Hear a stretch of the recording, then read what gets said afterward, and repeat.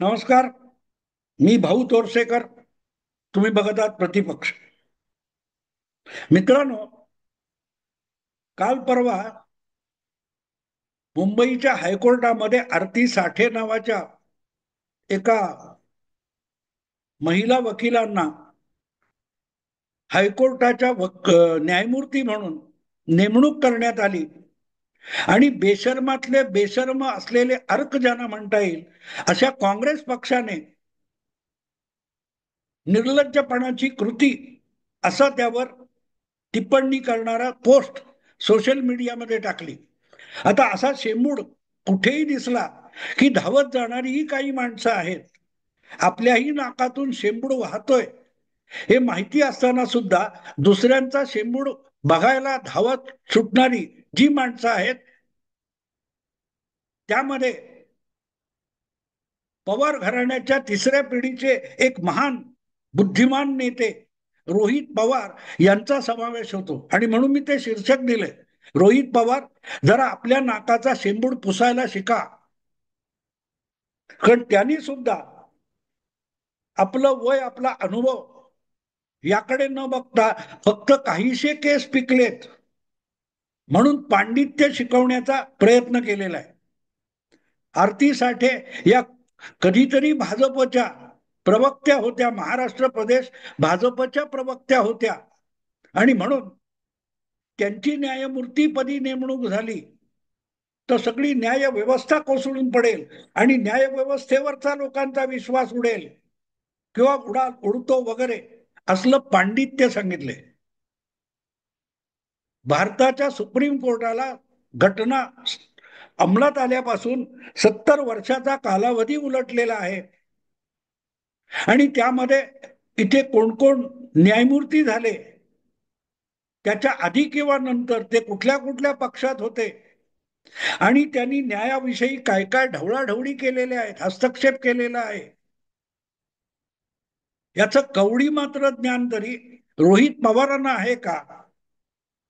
ही जी दुसऱ्या तिसऱ्या पिढीतली केवळ बाप जादे राजकारणात होते म्हणून कुठल्याही मतदारसंघात निवडून येण्याची क्षमता राखणारी वंशावळ आहे, त्यांच्याकडून हा प्रमाद नेहमी होतो. राहुल गांधींकडे बघा, 3-4 पिढ्या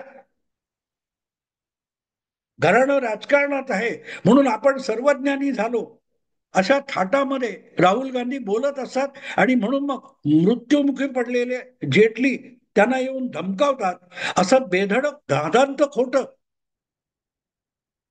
राहुल गांधी बोलू शकतात. मग त्याच शैलीमध्ये राजकारणात आलेले रोहित पवार यांना आपल्या नाकाचा शेंबूड दिसत नसेल आणि दुसऱ्या नाकाचे शेंबूड पुसायला ते धावत असतील तर त्यांना रुमाल देऊन कोणीतरी जरा आपल्या नाकाचा शेंबूड पूस म्हणून सांगणं भाग आहे. मला माहितीये, मी जी भाषा बोलतोय ती अक्षरशः ओरखडे काढणारी आहे. कारण तुमची अक्कल नसताना तुम्ही अक्कल पाजळायला लागलात.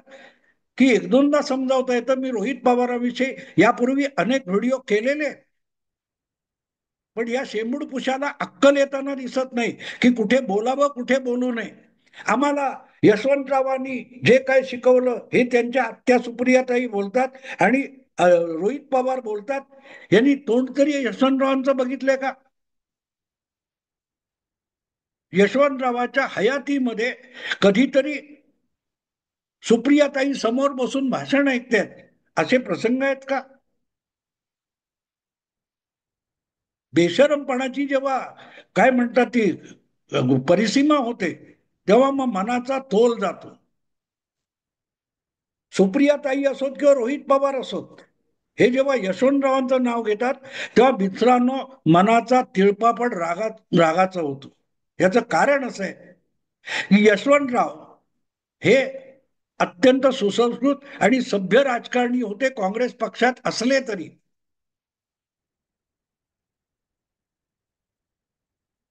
आणि यशवंतरावांचं एक महत्वाचं वाक्य आहे, ही राजकारणात आलात तर काय बोलावं हे माहीत नसलं तरी काय बोलू नये नक्की माहिती असलं पाहिजे. आणि या दोन गोष्टी ज्यांना आयुष्यात कळल्या नाहीत किंवा ज्यांनी आयुष्यात ऐकल्या नाहीत अशी दोन माणसं पवार परिवारात आहेत. एक सुप्रियाताई आहेत आणि दुसरे रोहित पवार आहेत. अन्यथा त्यांनी या हायकोर्टाच्या नियुक्त न्यायमूर्ती आरती साठे यांच्याविषयी आपल्या अकलेचे नसलेल्या अकलेचे तारे तोडले नसते. आजपर्यंत अशा घटनाधिष्ठित ज्या संस्था आहेत, निवडणूक आयोग असेल, दक्षता आयोग असेल, सुप्रीम कोर्ट असेल, हायकोर्ट असेल, यांच्यामध्ये कोण कोण कसे कसे न्यायमूर्ती झाले, त्यांनी आधी वा नंतर राजकारण केलं, याचा कितीसा तपशील रोहित पवारांना माहिती आहे. किती वेगवेगळ्या कोर्टाचे, हायकोर्ट, सुप्रीम कोर्ट या घटनात्मक न्यायालयांचे निकाल रोहित पवारांनी अभ्यासले आहेत. न्याय व्यवस्था कशी चालते, आधीचे निकाल कसे बदलले जातात किंवा आधीच्या न्याय निवाड्याच्या आधारे नवे न्याय निवाडे कसे होतात, याचं तसूवर ज्ञान तरी रोहित पवारांना आहे का? कोण कुठे गेला, त्याचे धागेदोरे काय होते, हे शोधत बसण्यापेक्षा तुमच्यावर ईडीने धाडी घातल्या, त्या धाडी घालण्या इतके पुरावे तरी तुम्ही बेसावधपणे निर्माण केले. चोरी करताना संशय घ्यायला जागा राहू नये इतकी सफाई दाखवावी लागते. ती सफाई ज्या माणसाकडे नाही, आणि म्हणूनच ईडी किंवा सीबीआय धाड घालू शकेल असे राजरोस पुरावे करत करत एक मोठे उद्योगपती आणि बिझनेसमन झालेले रोहित पवार जेव्हा कसलाही पुरावा न देता आरती साठे यांच्याकडे बोट दाखवायला जातात, तेव्हा त्यांना शेंबूड पुशा म्हणावं लागतं. कारण आपल्या कंपन्या आणि त्यामध्ये धाडी पडायची वेळ घेणे इतके पुरावे आहेत, त्याविषयी कधीही खुलासा त्यांना देता आला नाही. आपल्यावर राजकीय कारणासाठी धाडी घातल्या असं म्हणत होता तुम्ही, तर तुमच्यावर धाडी घातल्या त्या पुराव्यानिशी कशा चुकीच्या आहेत हे एकदा पत्रकार परिषद घ्या चांगली 6 तास, आणि पत्रकारांना समजावा. येऊन दे मीडियामध्ये की रोहित पवार आणि त्यांच्या कंपन्या किती धुतल्या तांदळासारख्या साफ आहेत, ते सांगायला काय येत नाही? बाकीच्यांच्या नाकाचा शेंबूड बघायला जाता. तुमच्या ज्या कंपन्या आहेत त्यातून अखंड धार लागलेली आहे शेंबडाची, म्हणून तर ईडीला हस्तक्षेप करावा लागला. न्याय व्यवस्था, न्याय निवाडे याविषयी रोहित पवारांचं ज्ञान किती आहे? एक गोष्ट तुम्हाला मुद्दाम सांगतो, ज्याला 40 वर्षापेक्षा मला वाटते अधिक काळ होऊन गेला, 45 वर्ष होत आली. व्ही के कृष्णा अय्यर नावाचे एक सुप्रीम कोर्टाचे न्यायमूर्ती होते. 40 वर्षापूर्वी त्यांनी दिलेला एक न्याय निवाडा आहे, आज पण त्याला एक न्याय निवाड्यातला मानबिंदू मानला जातो, निकष मानला जातो. 5 वर्षापूर्वी अर्णब गोस्वामी याला महाराष्ट्र सरकारने जी अटक केलं आणि मुंबईच्या हायकोर्टात सुद्धा त्याला जामीन नाकारला गेला, तेव्हा सुप्रीम कोर्टात न्यायमूर्ती चंद्रचूड यांनी उच्चारलेले शब्द आठवतात? ऐकले कधी? ते ऐकायला वेळ कुठे? चंद्रचूड यांनी नुसता अर्णब गोस्वामीला जामीन दिला नव्हता, तर त्याच्या जामिनाविषयी तात्काळ मुंबईत निर्णय घेतला नाही, म्हणून मुंबई हायकोर्टाच्या जजेसना सुद्धा ताशेरे झाडून कान उपटले होते. हा विषय सुप्रीम कोर्टात येण्याची सुद्धा गरज नाही, because bail is a rule, arrest, jail is exception, हे शब्द चंद्रचूडांनी वापरले होते. का वापरले होते?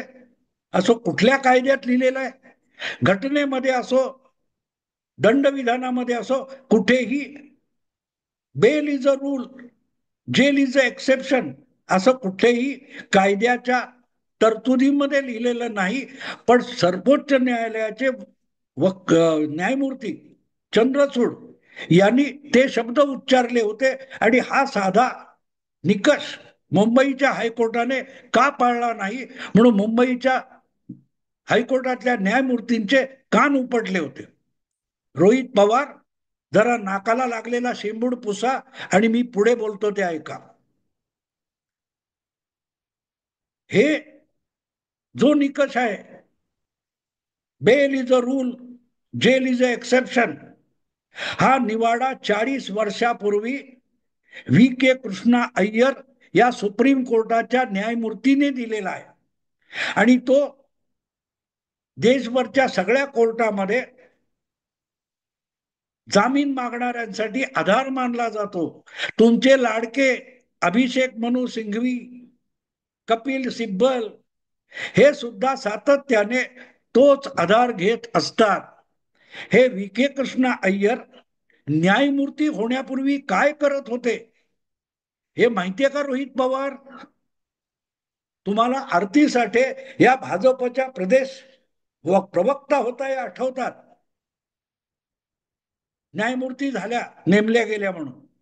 पण व्ही के कृष्णा अय्यर हे कोण होते? न्यायमूर्ती होण्यापूर्वी कोण होते?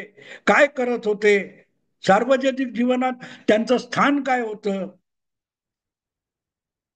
न्यायमूर्ती होण्यापूर्वी व्ही के कृष्णा अय्यर यांनी 1952 ची निवडणूक लढवली होती आणि कम्युनिस्ट पार्टी ऑफ इंडिया या पक्षाचा त्यांना पाठिंबा होता.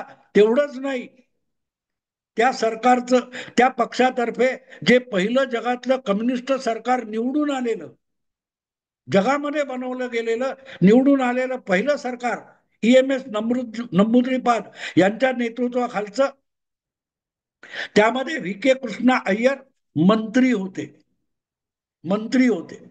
नंतरच्या काळात राजकारण सोडून ते वकिलीत रमले आणि वकिली करता करता पुढे न्यायमूर्ती सुद्धा झाले आणि पार सुप्रीम कोर्टापर्यंत त्यांना प्रमोशन मिळत गेलं.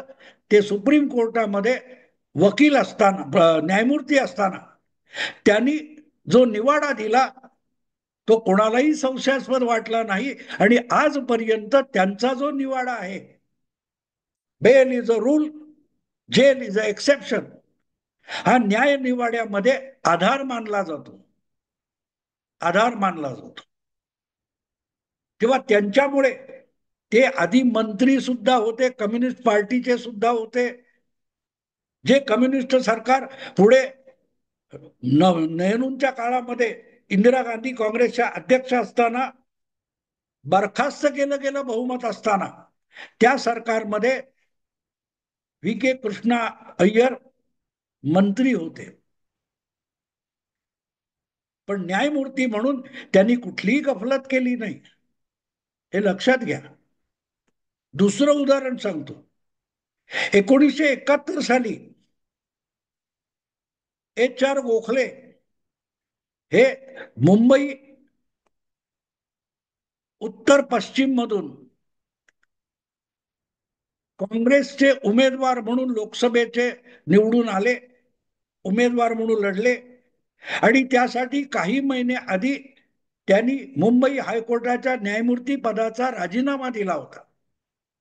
अवघा काही महिन्यात निवडणूक काँग्रेसशी लढवून केंद्रात कायदा मंत्री झालेले HR गोखले सुद्धा पक्षीय भूमिकेतूनच मतदार, काय ते न्यायमूर्ती होते का? आज जेव्हा गोगोईंना नेमलं की टाहो फोडून रडता, तेव्हा HR गोखले आठवतात का?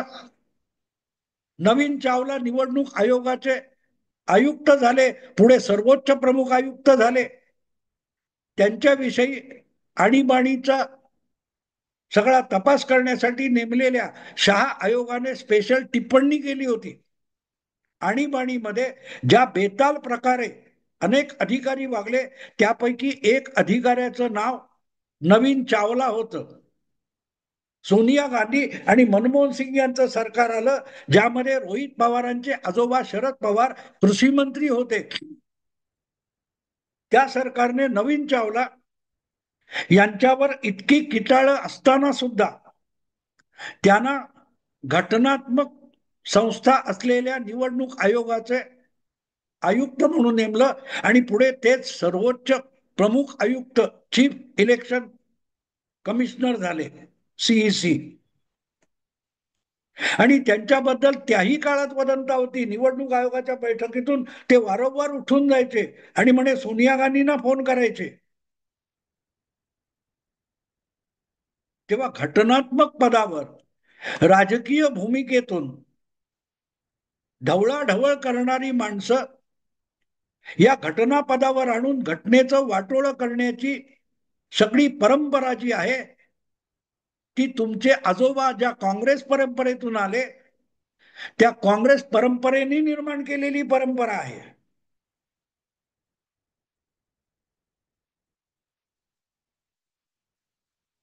शिंबूडपुषा उगाच नाही म्हणालो मी. हे असलं काहीतरी मोठं, लोकांचा संविधानावरचा विश्वास उडेल, लोकांचा न्यायव्यवस्थेवरचा विश्वास उडेल, अरे तो कधीच उडालाय. कुठलाही आरोप सिद्ध होऊ शकणार नाही अशा प्रकारचे बालन आणून एका कर्तबगार लष्करी अधिकारी कर्नल पुरोहित यांना 8 वर्षे जामिनाशिवाय तुम्ही आत ठेवलं. तिची सुरुवात तुमच्या आजोबापासून झाली होती, मालेगाव बॉम्बस्फोटाच्या.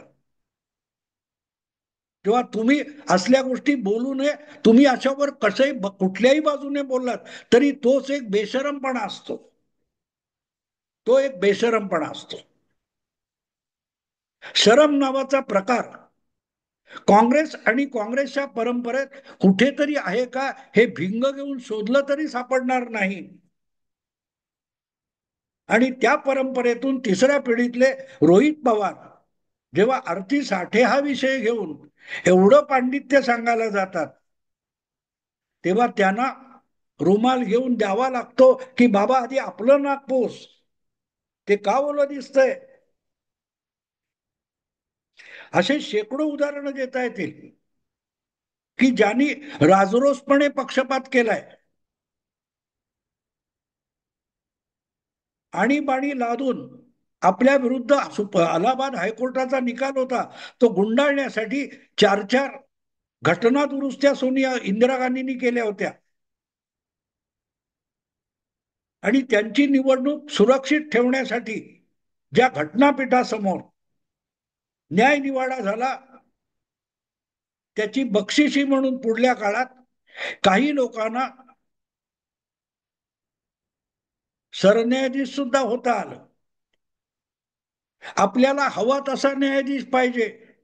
लक्षात ठेवा, आरती साठे किंवा जे काय आहेत हे कॉलेजियम कडून आलेले आहेत. सुप्रीम कोर्टाचं जे न्यायमूर्तींचं कॉलेजियम आहे त्यांनी रेकमेंड केलेल्या नावामध्ये आरती साठे आहे. पण इंदिराजींनी सिकरी वगैरे असे जे खन्ना, HR खन्ना असे जे न्यायमूर्ती होते त्यांना डावलून आपल्या पसंतीचा सरन्यायाधीश नेमला. हे सगळं माहितीये का? रोहित पवार जरा नाक पुसा, उघडा डोळे, बघा नीट. जीभ टाळ्याला लावली की आवाज होतो. म्हणून निर्बुद्धपणे इतकं बोलायचं नाही. हा, तुमच्या समोर जमणारी पोरं हातात कॅमेरे आणि माईक घेऊन असतात ती पण निर्बुद्ध असतात हे मान्य आहे. पण जे बोललं जातं ते आमच्या पर्यंत पोहोचलं तर आम्ही तुमची हजेरी घ्यायला, तुमचा फैलावर घ्यायला सज्ज बसलेले होते, विसरू नका. कारण आता सोशल मीडिया प्रभावी झालेला आहे. त्याचा तुम्ही गैरवापर कराल तर त्याचा सदुपयोग कसा करायचा हे दाखवायला आमच्यासारखी मंडळी सुद्धा कायम डोळ्यात तेल घालून प्रतीक्षा करत असतात, हे विसरू नका.